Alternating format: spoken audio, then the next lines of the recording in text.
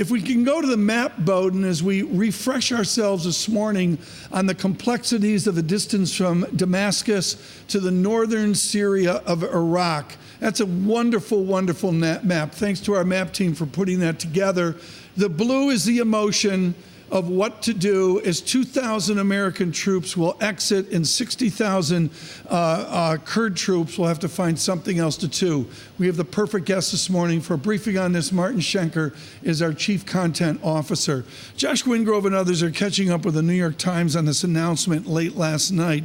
It's an extraordinary announcement. I should mention, Marty, the Kremlin says Syrian territorial integrity must be priority. Let's begin with square one.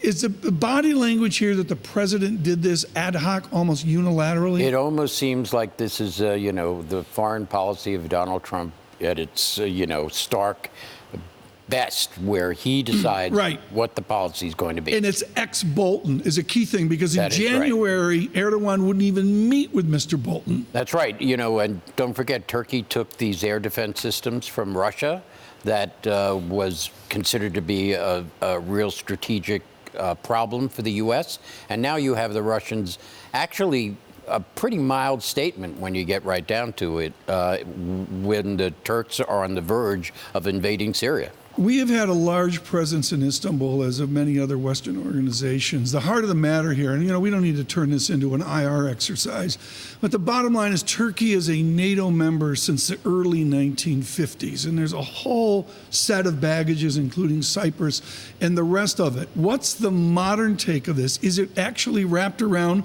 the White House statement? If we can bring up that statement right now on the White House, I brought that in later. This is the exact quote from the White House that we had, that we have defeated the caliphate. I'm paraphrasing, folks. That's right. And Donald have Trump, we? Well, according to Donald Trump, we have. And there clearly the state no longer exists in that region.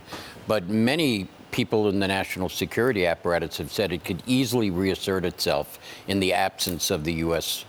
Presence there. So, Turkey has been our ally, but then the Kurds have been even a bigger ally, and they've been shunted aside. And here's the statement, and those quotes are White House quotes. United States Armed Forces will not support or be involved in the operation, and United States forces, having defeated the ISIS territorial caliphate, will no longer be an immediate area.